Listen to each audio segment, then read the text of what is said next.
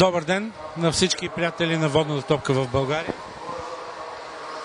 Предстои да наблюдаваме най-интересния матч от програмата на квалификационна група Б на Републиканското първенство за юноши и младша възраст за ватерполисти, родени 2001 години и по-малки, между отборите на клуб за плувни спортове Варна, на когото в момента върви представянето на играчите, и отбора на Локомотив, който в този матч ще играе с черни шапки.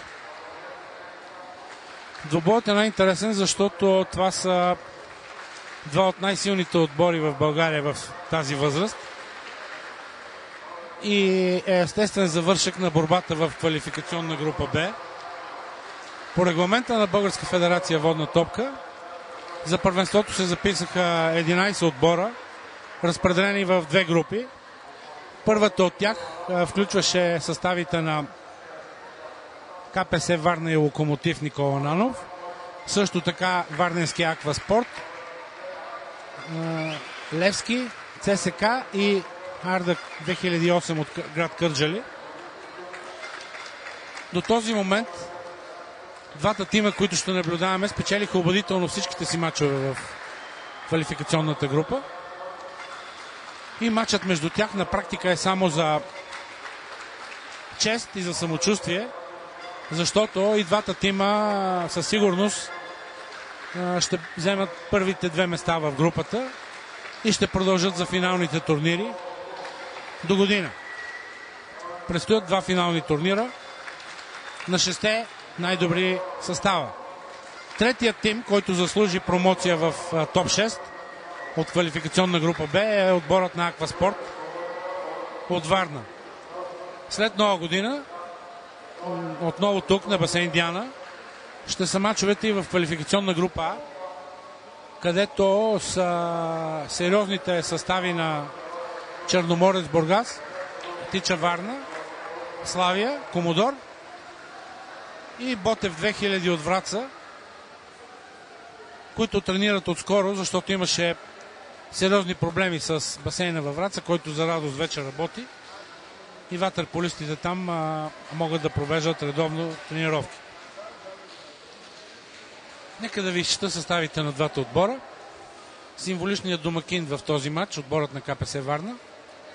Номер 1 на вратата Станислав Райков, номер 2 Виктор Жалев, номер 3 Александър Раенски, номер 4 Александър Панайотов, номер 5 Кристиян Василев, номер 6 Денис Жеков, номер 7 Дарин Каров, номер 8 Румен Георгиев, номер 9 Петър Малкочев, номер 10 Денис Танков, номер 11 Георги Ганчев, номер 12 Александър Велков и номер 13 Веселин Димитров, резервният вратар на отбора. Капитан на отбора Александър Велков, треньор Найден Найденов. Отборът на Локомотив София. На вратата номер 1 Николай Кънев, номер 2 Алекс Милев, номер 3 Методи Търнев, номер 4 Борис Бочуков, номер 5 Траян Кръстев, номер 6 Иван Палазов, номер 7 Йоан Йотковски, номер 8 Владимир Костовски, номер 9 Ангел Стоянов, номер 10 Драго Димитров, номер 11 Михаил Кънев, номер 12 Никола Пакунов и номер 13 Даниел Станчев. Треньор на отбора Васил Нанов. Съдии на срещата ще бъдат Йордан Донев и Огнян Герасимов, двама от най-добрите съдии в България, международни съдии с доказани качества и много сериозен авторитет.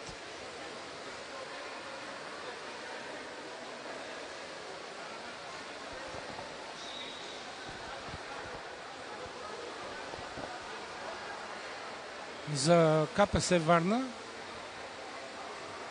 стартовият състав е Станислав Райков на вратата, Денис Жеков, Александър Панайотов, Денис Станков, Александър Велков, Александър Раенски и номер 11 Георги Ганчев. За Локомотив започват Николай Кънев на вратата, неговият брат-близнак Михаил Кънев, номер 11, Йоан Йотковски, 7 номер, Алекс Милев, 2, Драго Димитров 10, Траян Кръстев 5 и Ангел Стоянов номер 9, който е капитан на отбора. Аз съм Николай Кръстев, главен редактор на новото спортно списание Спринт и ще имам удоволствието да коментирам за приятелите на водната топка този матч. Локомотив спечели спорната топка и в момента организира постепенно нападение от дясно на своята атака.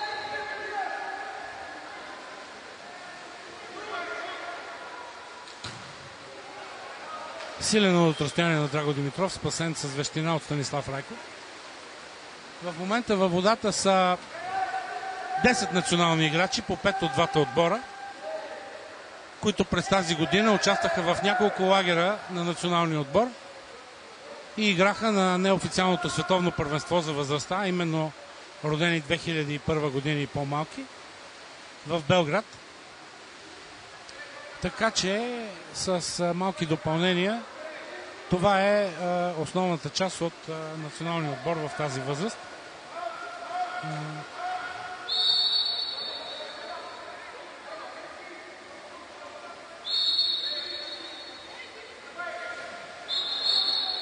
Неточен удар на Ангел Стоянов в центъра след извършено нарушение.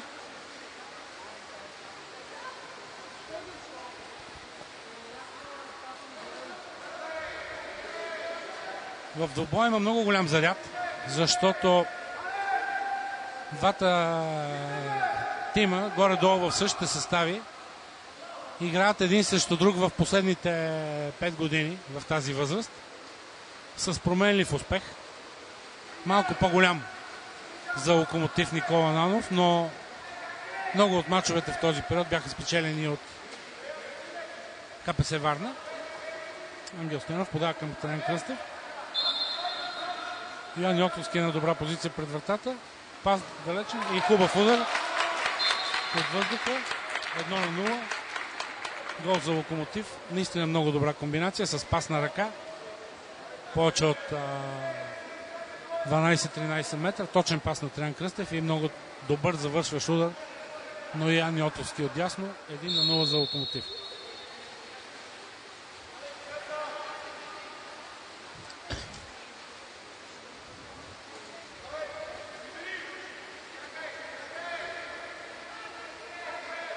Варненци започват от центъра.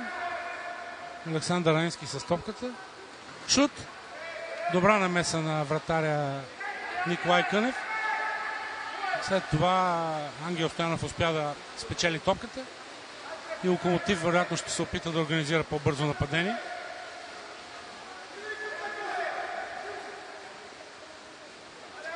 Показателно за силата на двата съперника, които са в момента във водата, и фактът, че те спечелиха с много убедителни резултати мачовете си тук на турнира срещу останалите съперници.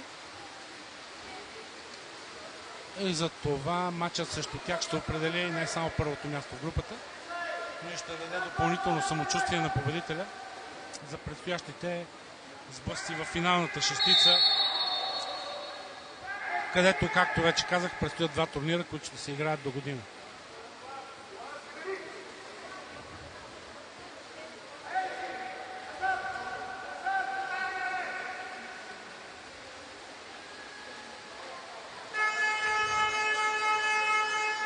Подвижна и твърда защита на Локомотив, но донесе спечелване на топката.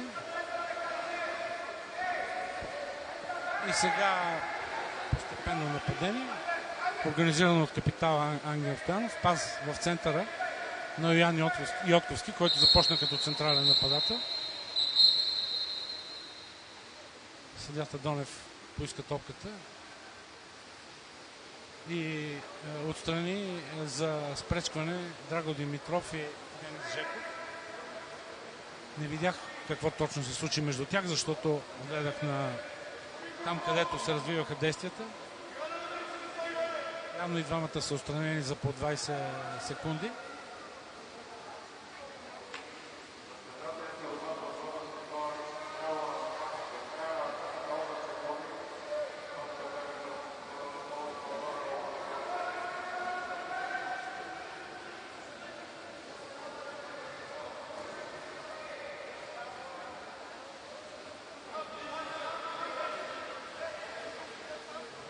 Явно наказанието е с право на смяна. Траян Кръстев отбелязва с далечен удар, 2-0 за Локомотив.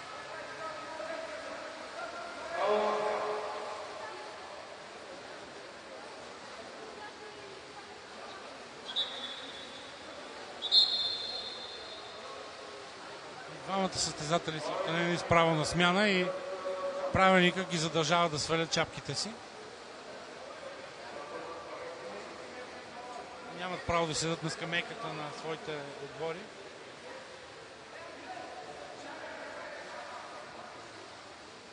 За Локомотив влезе Иван Палазов. А за Варна Кристиян Василев.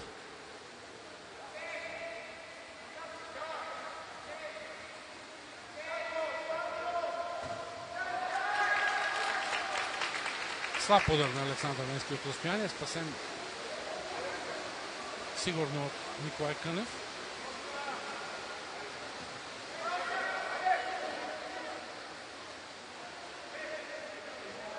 Топката е в Траян Кръстев, подава на Алекс Милев.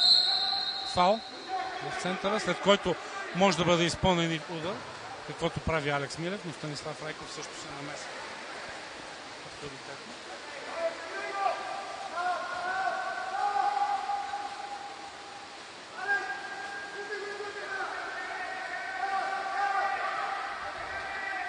В центъра към Александър Велков, който е най-опасният нападател на отбора на КПС Варна.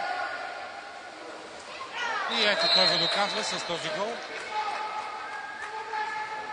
Резултатът е 2-1.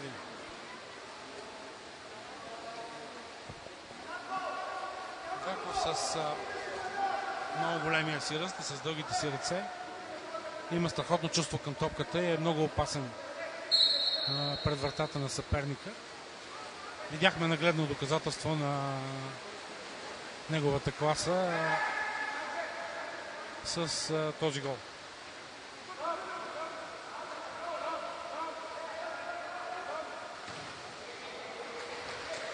Ангел Стоянов се пребори за позиция. Изстреля с лявата ръка, но ударът не бе спасен.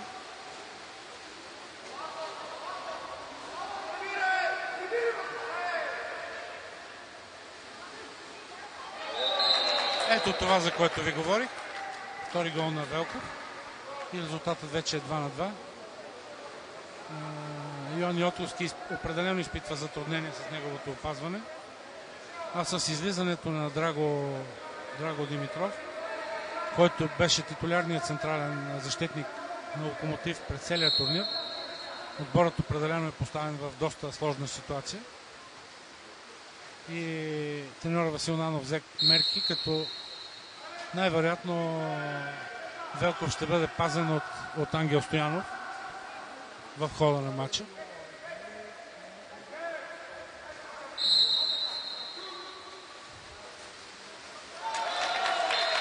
Далечен удар на Алекс Милев. По вода топката се плъзна и мина под дясната ръка на Станислав Райков. 3-2 за Локомотив. Има всички предпоставки матчът да стане много интересен и развитието му до този момент го доказва. Станахме свидетели на хубави изпълнения на 5 гола за 6 минути и половина. А не е минала и 1/4 от матча.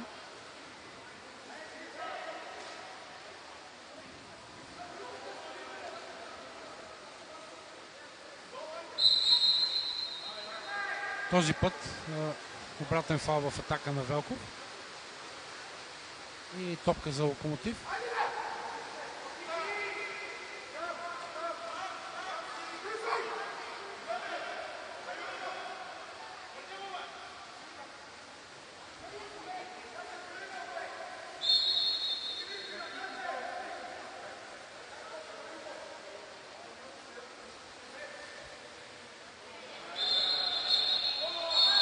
Денис Станков е отстранен за 20 секунди за твърдо нарушение срещу Траян Кръстев в центъра. Сега Локомотив ще разиграе с човек повече. Именно играта в зона е много важен компонент във водната топка, защото често се случва отборите да играят с човек повече. Ето дълъг пас през цялото игрище от Траян Кръстев към Ангел Стоянов, който с лявата ръка бележи и прави резултата 4-2.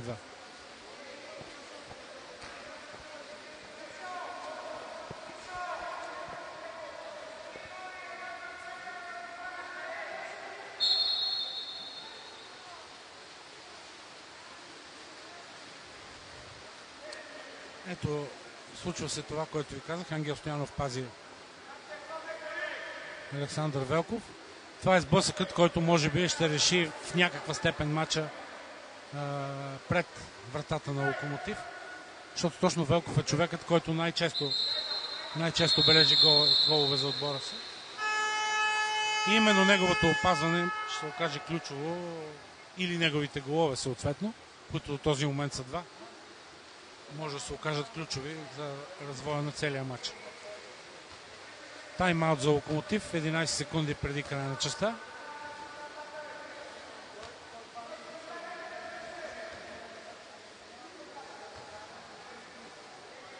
Васил Нанов дава напътствия на своите играчи, които ще се опитат да организират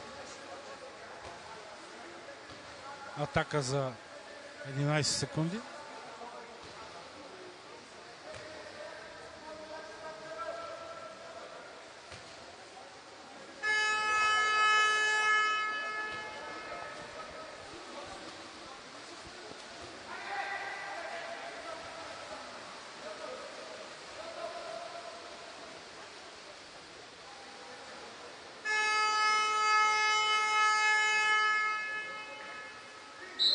При зона вратарът има право да вкара топката от центъра. Целият отбор на отбора, който е не при зона, а след тайм-аут, се е нанесъл в полето на съперника. Пас към Алекс Милев в центъра, естествено между трима, той не успява. И частта завършва при резултат 4-2 за Локомотив. Като казвам, че съперничеството между тези два отбора е доста старо в подрастващите възрасти. Имам предвид, че те редовно са сред най-добрите в малките възрасти на водната топка, а и не само в малките, когато говорим за Локомотив. Играчите се познават много добре. Играли са един срещу друг много мачове, което само по себе си е предпоставка за драматичен двубой. Любопитно е, че през настоящата година двата тима се срещнаха само веднъж, но в по-горната възраст. Отново за първенството за 2016 за юноши младша, но то бе с участие на ватерполисти, родени 2000 години и по-малки, така че и към двата отбора бяха добавени по няколко ватерполисти. Двубоят между тях беше в втория финален кръг на финалната шестица в Бургас, където Локомотив спечели с 9-5. Преди това двата тима трябваше да играят още един матч на първия финален турнир, но в него скандално бе присъдена служебна победа за отбора на КПС, който няма никакво отношение към този случай, който на практика опорочи до много голяма степен първенството. Закъсня лекарят, дежурният лекар на срещата и дежурният делегат Антон Асенов, който е дежурен делегат и на този турнир, присъди служебна победа на КПС Варна, въпреки че ако бе проявил малко по-голяма гъвкавост, можеше да изчака лекаря, който се беше забавил заради участие в пътно-транспортно происшествие. Но да оставим този случай назад. Така или иначе, от него пострада водната топка, пострадаха и момчетата, които се готвеха именно за участие в неофициалното световно първенство в Крагуеваца. Както казах, в двата отбора има общо 10 национали във възрастта 2001 и по-малки. Спорната топка бе спечелена от Локомотив, но топена топка срещу Алекс Милев. За тези, които не знаят, нека уточним, че когато един играч държи топката на повърхността на водата и ръката му бъде натисната отгоре от съперник, топката се потапя и в случая се свири топена топка. Това е едно от ключовите правила във водната топка. Когато това се случи пред вратата и топката е у вратара и ръката му бъде натисната, тогава се отсъжда дуспа. Неточен пас на вратаря Николай Кънев, който подаде в момент, в който Ян Йотковски не гледаше и Александър Панайотов спокойно овладя. Атака за постепенно нападение за отбора на Варна. Александър Енски подава на Денис Станков.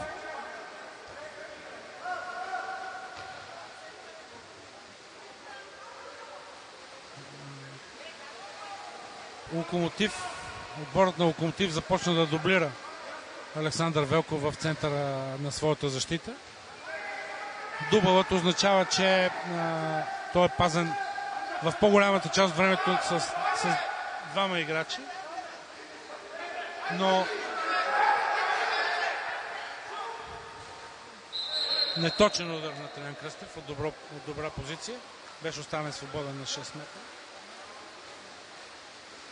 Дублирането на централния нападател обаче автоматически означава, че във всеки един момент един играч от съперника остава свободен. И майсторлъкът в атака е топката да бъде разиграна така, че тя да отиде точно в този свободен човек, ако центъра е дублиран. Вижте как защита на Локомотив се прибира и се групира около центъра, въпреки че в случая Александър Велков не беше там. Там беше Александър Панайотов. Пас напред към Ангел Стоянов, който е може би най-бързия ватерполист в тази възраст. Има завидни плувни умения. И ето отново топена топка. Това, за което говорихме преди малко.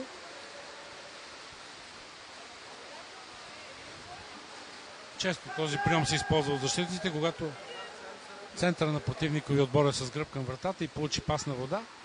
Посяга към топката и в момента, в който я хваща, защитникът, който го пази, го му натиска ръката и топката преминава в друго владение.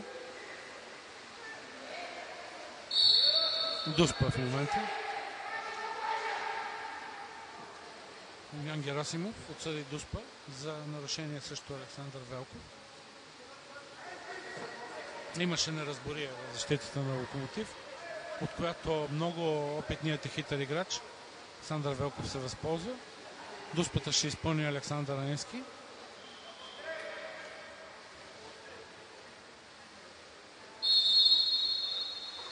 Шут и гол. 4-3. Резултатът е намален. Преднината на Локомотив стана само един гол.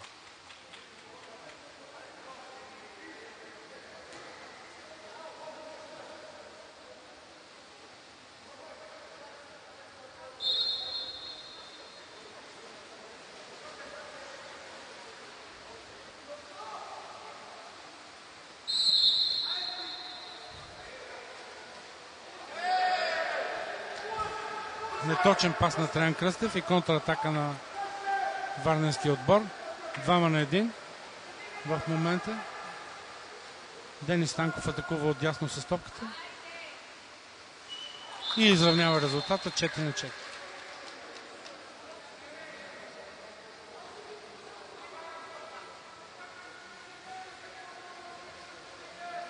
В случая грешката на Траян Кръстев беше, че подаде пас на свой съотборник, който не гледаше в момента и тръгна да плува напред и естествено варненци се възползваха от тази грешка и изравниха с бързо нападение. 4-4.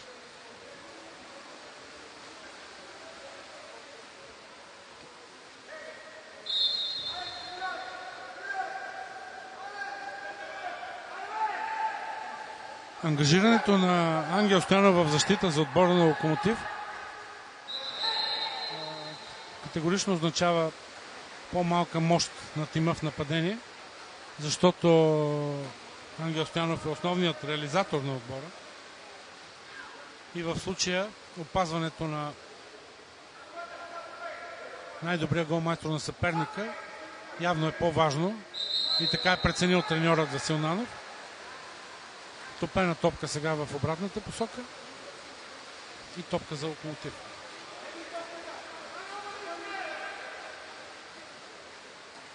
Пас към Иван Палазов.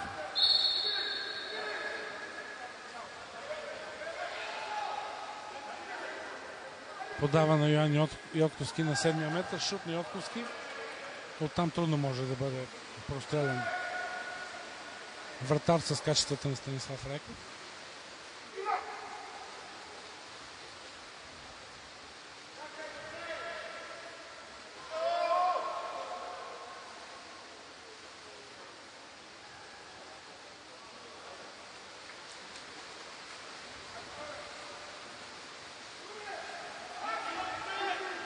Далечен пас към Траян Кръстев напред.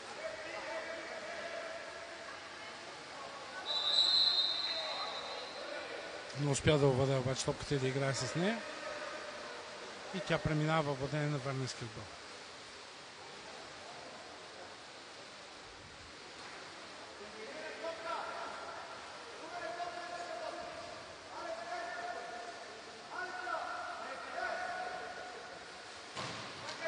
Далечен шут, но в обсега на вратаря Николай Кънев.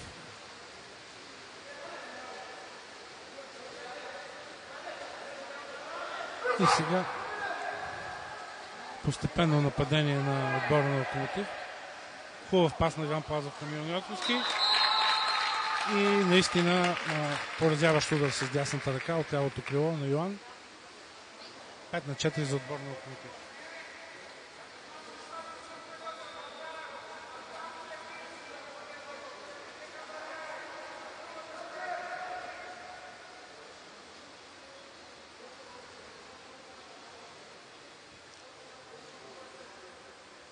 Развитието на двобоя до този момент наистина потвърждава очакванията, че той ще бъде много напрегнат и ще покаже доста от хубавите неща във водната топка.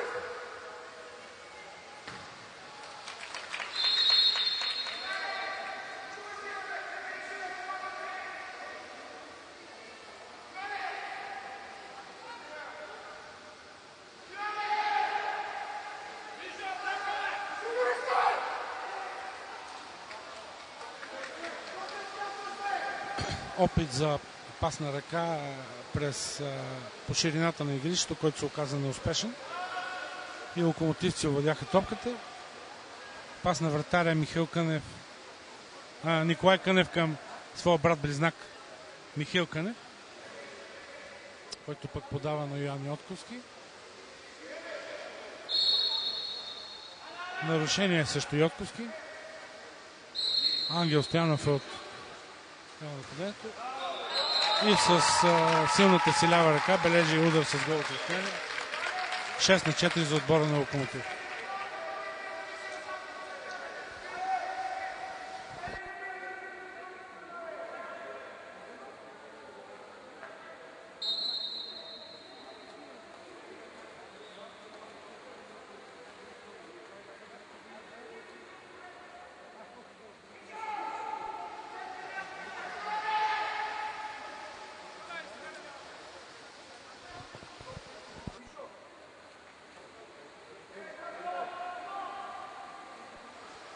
Минута до края на втората част. Опит за прехвърлящ удар. Спокойно спасено от вратаря Кънев, който изчаква с далечния пас и подаване точно към Йоан Йотковски. Не се получи бързото нападение на Локомотив.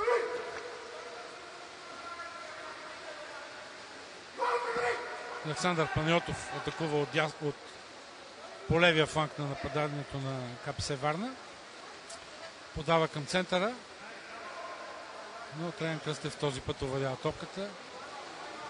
С отново изпълнение на дубъла срещу центъра. 20 секунди преди края на втората част. Васил Нанов взима прекъсване.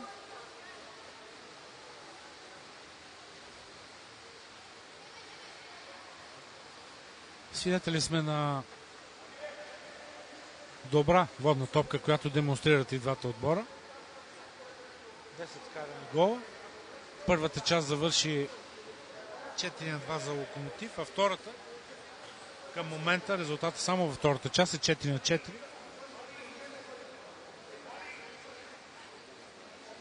Извинявам се, 2-2. И общия резултат е 6-4 за Локомотив.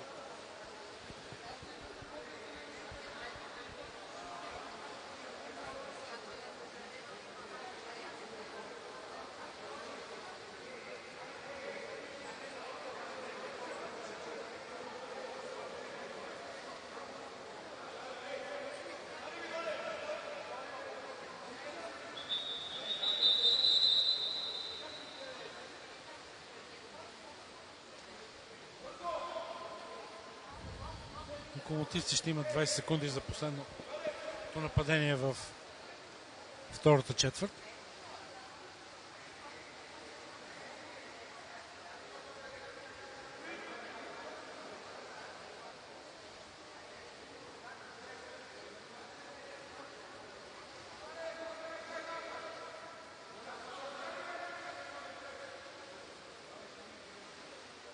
Нещо има проблем с техниката.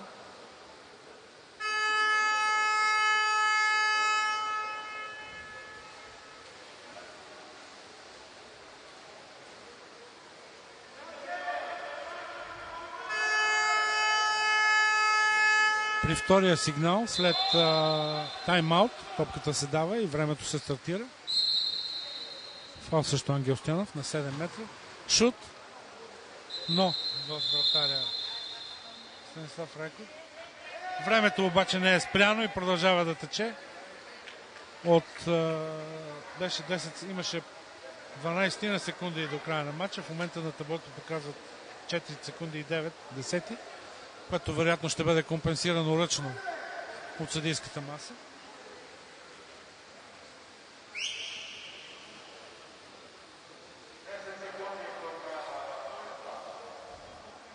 Ето, от съдийската маса обявиха, че до края на частта остават 10 секунди. Независимо, че на таблото светят 4 секунди и 9 десети. Правилно решение на съдийския апарат.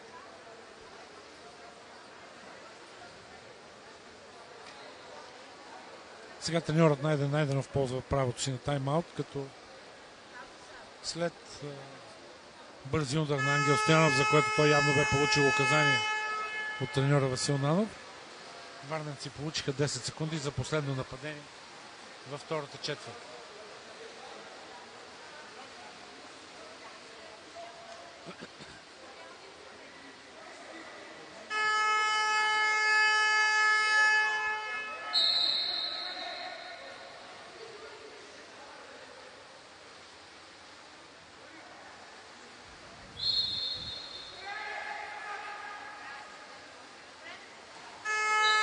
Не успяха варненци да си подадат добър пас на ръка, след който да последва шут.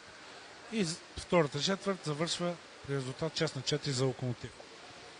Ще се върнем отново в ефира на Sport Media TV и първи български спортен сайт bgswim.com след 5 минути.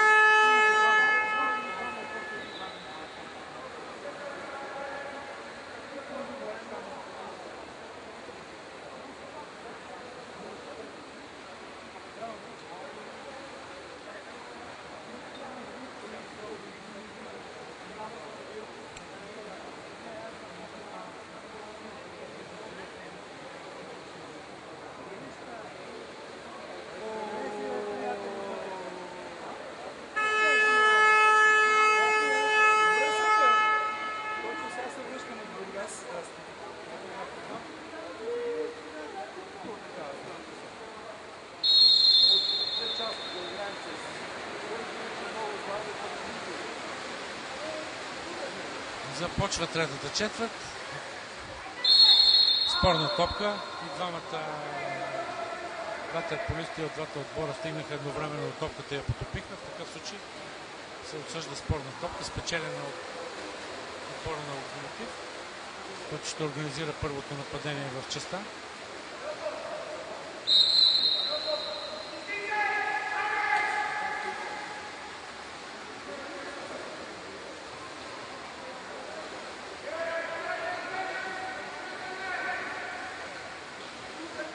Позиционна игра в случая. Силен шот на Ангел Стоянов от далечно разстояние, спасен от Станислав Райков, който след това овладя топката преди да бъде отсъден страничен удар за отбора, който напада. И на ход са играчите на КПС Варна, но пресечен пас от Траян Кръстев и предпоставки за контратака, която обаче едва ли ще се осъществи.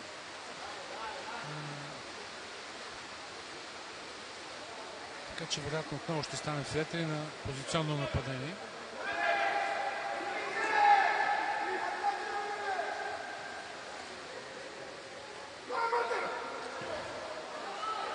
Михаил Кънев на сравнително добра позиция подава към Ян Йотковски. Фаулиран от Александър Панайотов. Шут на Йотковски и гол от 8 метра. Този гол определено ще лежи на съвестта на варненския вратар. Шутът беше така наречената жабка, плъзна се по водата, но определено подобни шутове от подобно разстояние по дефиниция би трябвало да бъдат спасявани от вратари с качества и претенции, какъвто безспорно е Станислав Райков, един от най-талантливите вратари в младшата възраст на българската водна топка.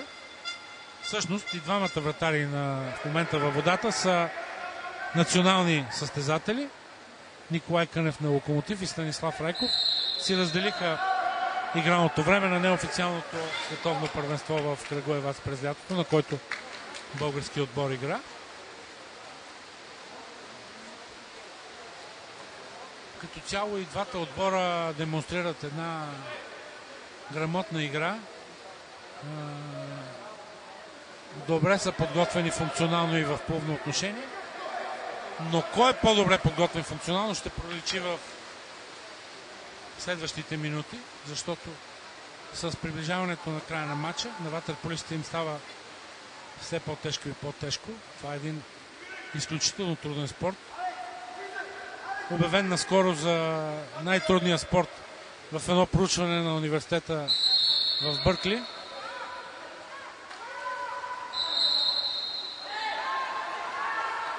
В момента Траян Кръстев се отскубна и остана сам.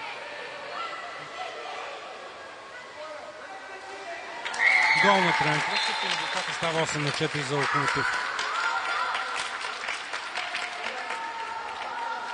Но да се върна на проучването на университета в Бъркли, Калифорния. Всичките спортове са сравнени и изследвани по 8 показателя, след които са издръжливост, комбинативно мислене, сила, възможност за взаимопомощ, който се предлага от играта, тактически умения, технически умения. И под сравняването на тези показатели водна топка категорично е най-трудният спорт за практикуване в света. Не само защото се играе в несвойствена за човека среда, каквато е водната, а и защото наистина е изключително тежко да играеш цял матч на равнище по водна топка. Цялото изследване е публикувано в новия брой на списание Спринт.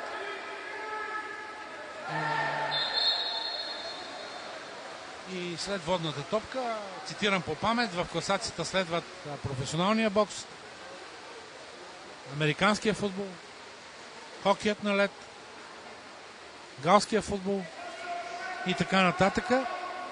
Ръгбито. Все силно контактни спортове, в които има много физически сблъсъци.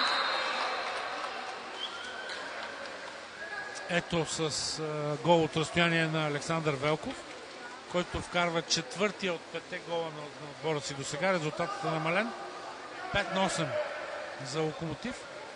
Велков вкара четвъртото си попадение в този матч. Петото за КПС Варна отбеляза Александър Ренски от Доспот.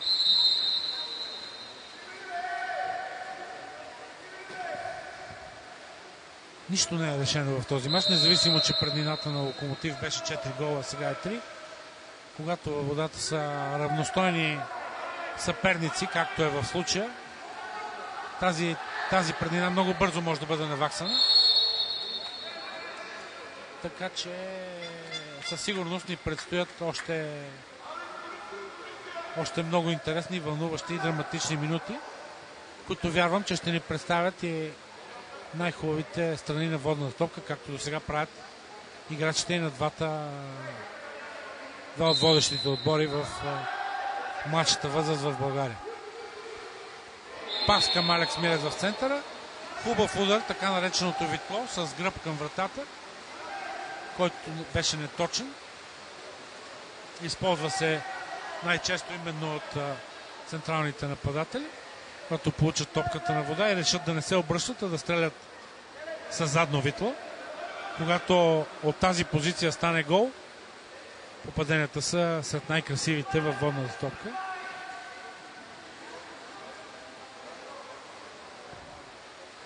Опит за далечен прехвърлящ удар на Денис Станков, който обаче беше много лек и беше спрян още от защитата на Локомотив. И сега играчите на Локомотив организират нападение. В момента пред вратата са 3 двойки от двата футболисти. Пас в центъра, но където Александър Ренски се пребори за позиция успешно срещу Ангел Стоянов и овладя. Денис Станков в момента атакува отдясно. Пас далеч към Александър Паньотов и подаване към центъра, след което следва отстраняване на Йоан Йотковски. Игра в зона с човек повече за КПС Варна. Втора за варненци в този матч. Характерно е, че това беше първото разиграване с човек повече, за който и да е от двата отбора. И може би имаш още едно за Локомотив, но то не е отбелязано на таблото, защото там светят общо 3 нарушения, а би трябвало да са поне 5, тъй като двама играчи бяха отстранени с право на смяна. Драго Димитров и Денис Жеков още във втората минута на матча. Изненадващо удар от разстояние на Михаил Кънев. Никой не очакваше от варненци този шут, който се плъзна по водата и влезе, с което преднината на Локомотив отново става 4 гола.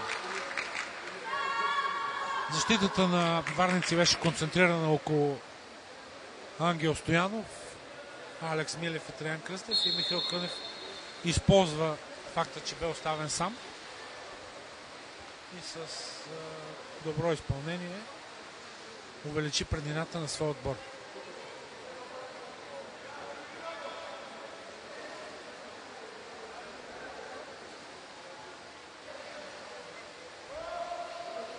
Пас по вода към Александър Велков, но вратарят Николай Кънев, брат-близнак на голмайстора от преди малко Михаил Кънев, предвидливо излезе и овладя топката.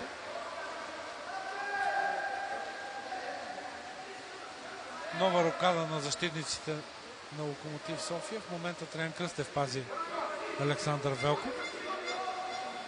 Шут на Иван Палазов в градата и нови 30 секунди за нападение за Локомотив.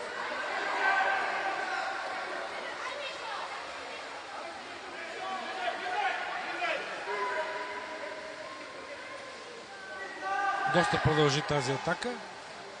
След като има шут към вратата и топката се овладее от атакуващия отбор, до този момент се дават нови 30 секунди в нападение. Опит за задно витло на Ангел Стоянов, но неуспешен. Изпълнението ще да стане добро, но не се получи. При 9 на 5. 44 секунди преди края на третата четвърт. Найденов взима тайм-аут за своя отбор.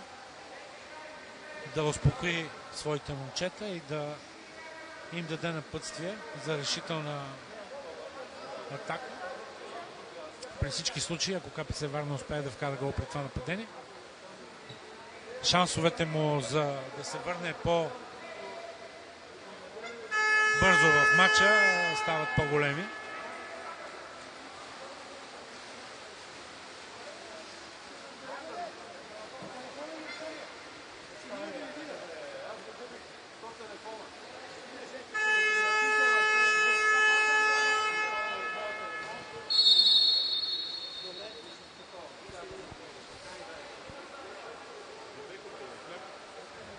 Александър Панайотов към Александър Аенски. И отново пас към Александър Велков в центъра. Но дубълът на Локомотив даде резултат. Сега тайм-аут за Васил Нанов. По всичко личи, че последното нападение в частта ще имат отборът на Локомотив.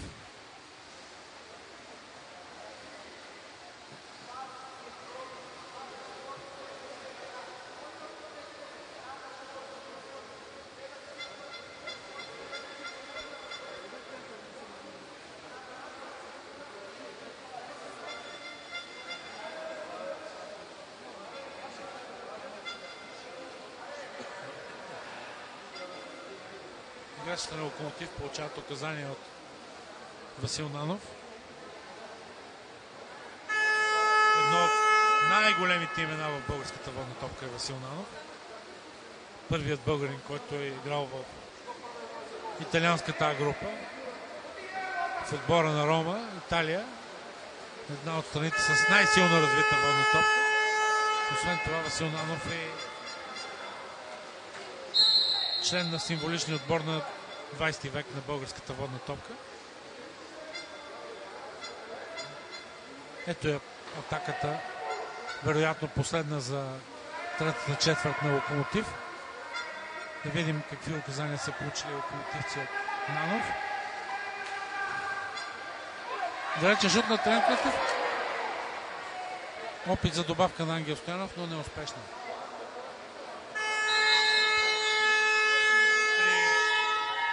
5-9 завърши третата четвърт.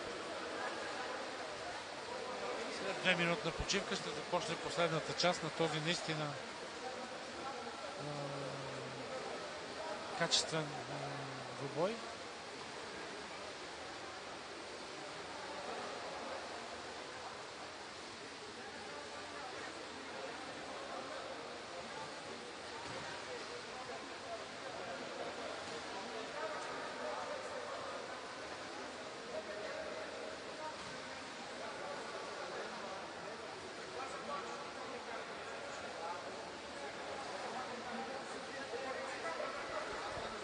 Нека повторя още веднъж, че резултатът от този матч няма спортно-техническо значение. И двата отбора се класираха за финалната шестица на държавното първенство за юноши и младша възраст. Като подчертавам, шампионатът е от новия сезон и от програмата на 2017 на първенството за 2017 година, но Българската федерация по водна топка прецени, че е хубаво два от квалификационните турнири, този за юноши старша и едната група за юноши младша, да бъдат изиграни през декември на 2016, което да освободи свободни дати в календара на 2017 година, евентуално за подготовка на националните отбори и за участие в предстоящи европейски квалификации и други важни международни турнири. Така че, както и да завърши този матч, тези два отбора със сигурност ще имат още два двубоя помежду си, вече в топ 6 на първенството за юноши и младша възраст. И там всичко започва от нулата, така че победата днес ще е само за престиж, за чест и за самочувствие, допълнително самочувствие на този, който спечели матча.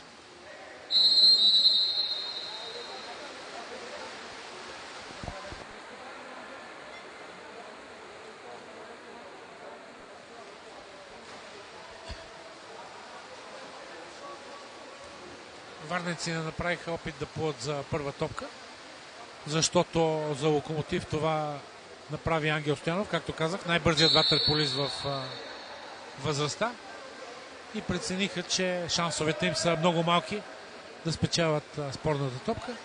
Върви постепенно нападение за Локомотив. Фаул в нападение, обратен фаул в нападение на Алекс Милев. Топка за варненския отбор, където на вратата вече е Веселин Димитров.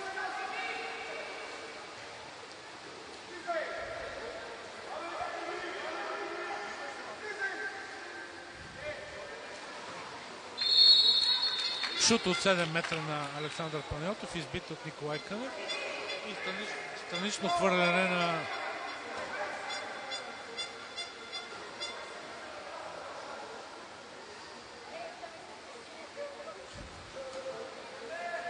нови 30 секунди в нападение за варненския отбор. Топката е в Кристиян Василев, номер 5, който е освободен за далечен удар. Подава към Алекс Велков, но ударът му не е достатъчно силен и е в обсега на вратаря Николай Кънев.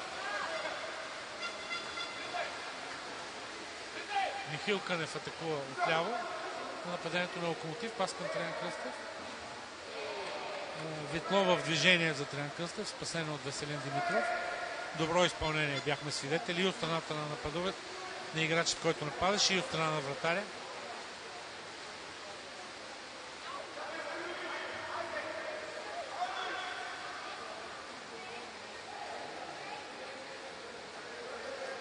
Борбата в центъра между двамата най-високи играчи в двата отбора, Ангел Стоянов и Александър Велков, наистина е много тежка.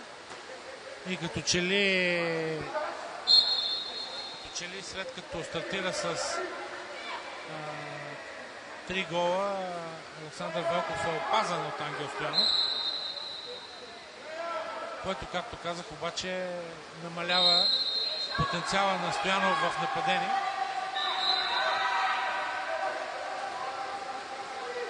Далечен шут на Алекс Милев и бърза атака, предпоставки за бърза атака на КПС Варна.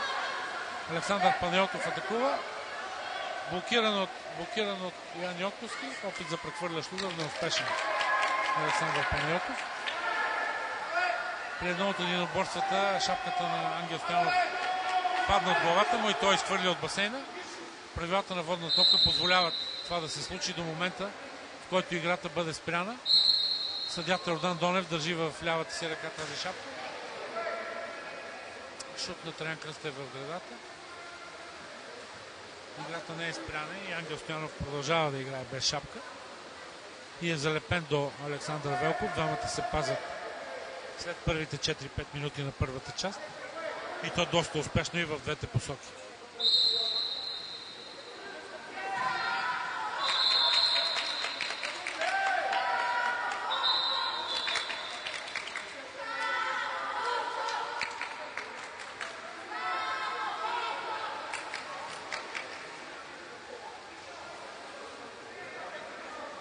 Ето сега играта е спряна и Ангел Стоянов привежда екипировката си в изрядност.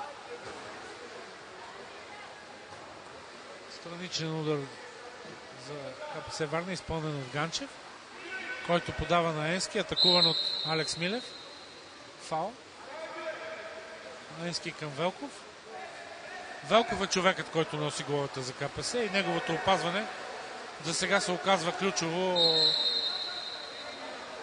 за преднината на Локомотив.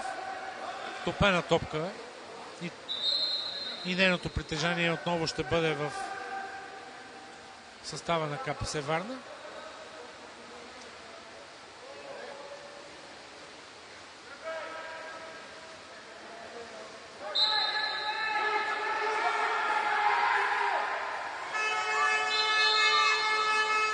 Когато изтича времето за нападение, понякога се използва с този тактически прием. Отборът, който владее топката, има повече полза да я хвърли в някой от ъглите на игрището, вместо да стреля, защото тя ще излезе, ще бъде подадена бързо нова топка и може да се организира бърза контратака на съперника. В случая това не стана, защото Велков хвърли топката в ъгъла на игрището с цел да забави нападението на Локомотив. 4 минути до края на матча. 9-5 за Локомотив.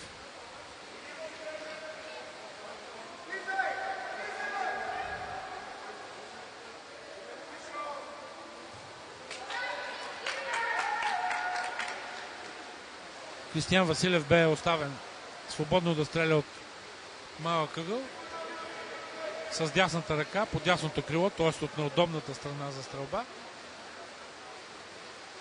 И това не му донесе успех.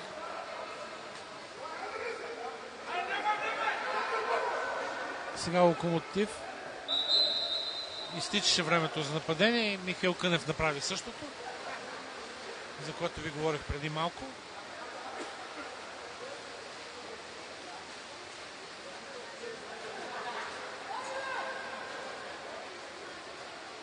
Денис Станков владее към Александър Енски. Александър Панайотов. Отново Денис Станков.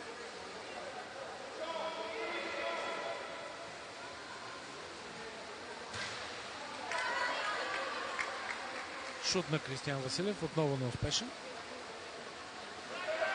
Това е тактиката за защита на Локомотив. Да дублират централния нападател на съперника, който и да е той. В случая беше Ганчев. И да оставят по-младия Кристиян Василев от неудобната страна да стреля. И с тези удари най-често вратарят Николай Кънев се справя. Локомотив определено играе за време. Води с 4 гола. Не желая да прави играта бърза, а използва 30 секунди в нападение, което определено е в полза на столичани.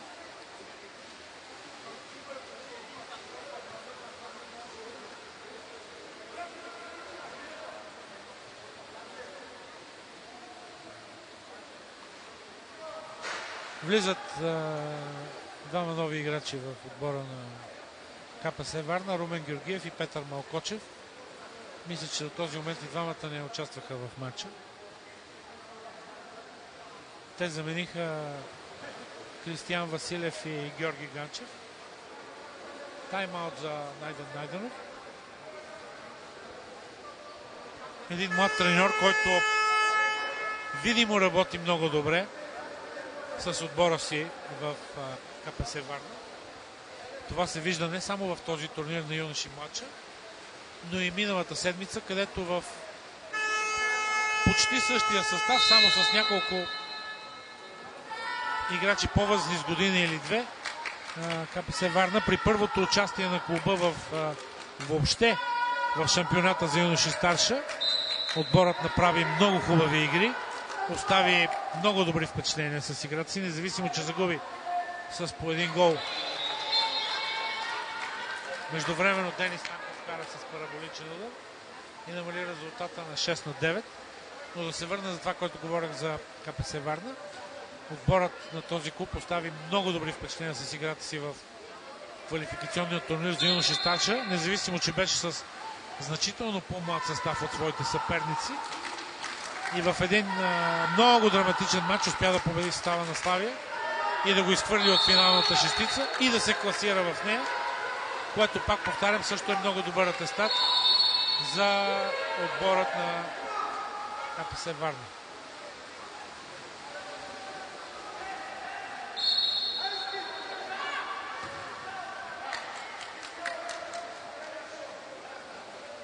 Опит за далечен удар на Александър Велков, блокиран от Ангел Стоянов. Топка за Локомотив. Минута и половина до края на матча.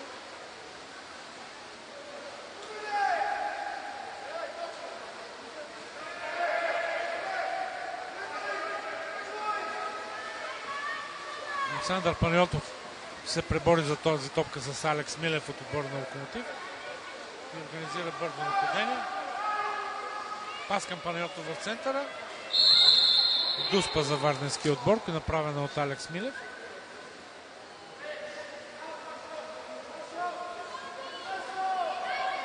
Минута и 11 секунди преди края. Варненци ще имат много добра възможност да намалят още повече изоставането си, то да стане 2 гола. Това се случва. Спокойно Александър Велков реализира.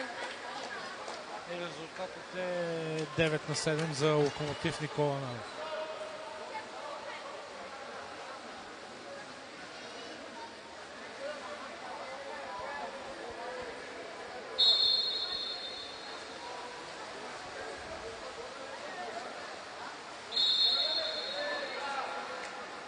Това също Иван Палазов. Топката е в Траян Кръстев. Той се опитва да успокои играта. Пас към Йоан Йотковски. Прибързано действие на Йоан Йотковски. За Локомотив би било по-добре да играе до края на своето нападение. Но пък сега далечен пас, овладян от Траян Кръстев и топката отново е в владение на Локомотив. Като че ли всичко в този матч приключи, що се отнася до това, кой ще е крайен победител.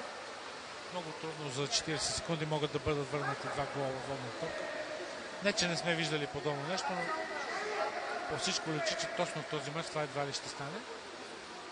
Локомотив разиграват този път до края на своето нападение.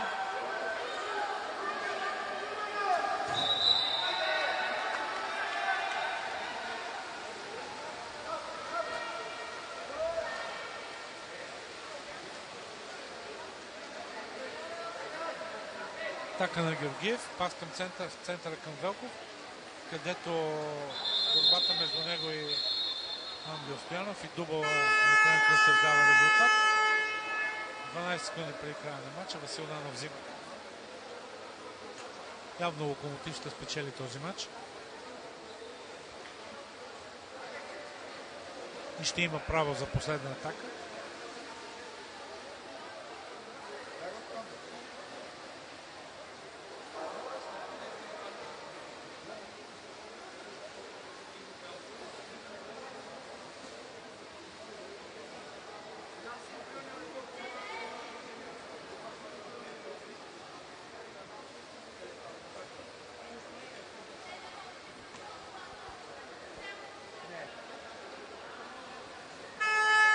Именно защото се очакваше да стане равностоен, качествен и драматичен сблъсък.